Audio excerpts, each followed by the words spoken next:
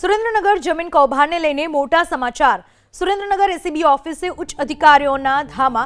ACB કચેરીમાં બંધ બારણે બેઠકથી અનેક અટકળો। પૂછપરછ માટે થઈ શકે છે અનેકની અટકાયત। ઈડીએ કલેક્ટર કચેરીના કર્મચારીઓને પણ સમન્સ પાઠવ્યાની ચર્ચા। જમીન કૌભાંડમાં હજુ પણ થઈ શકે છે મોટા ખુલાસાઓ।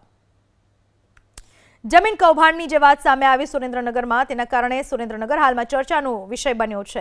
જમીન કૌભાંડને લઈને બીજા મોટા સમાચાર। સુરેન્દ્રનગર એસીબી ઓફિસે ઉચ્ચ અધિકારીઓએ ધામા નાખ્યા છે। એસીબી કચેરીમાં બંધ બારણે મીટિંગોનો દોર ચાલુ।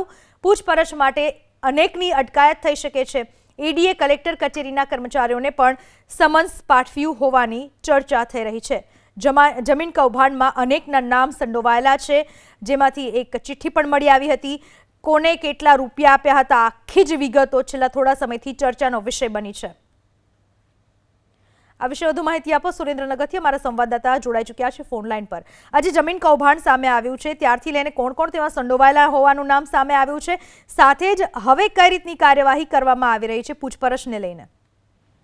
જી, સુરેન્દ્રનગરમાં જે ઈડીના દરોડા પડ્યા અને તે ઈડીના દરોડા બાદ એસીબીમાં 4 શખ્સો વિરુદ્ધ ફરિયાદ નોંધવામાં આવી છે, જેમાં ચંદ્રસિંહ મોરી કલેક્ટરના પીએ, પછી એક ક્લાર્ક અને કલેક્ટર વિરુદ્ધ એસીબીમાં ફરિયાદ નોંધવામાં આવી છે। અને તે ફરિયાદના આધારે ક્યાંક ને ક્યાંક આજે રોજ એસીબી કચેરીએ ઉચ્ચ અધિકારીઓ આવી પહોંચ્યા હતા।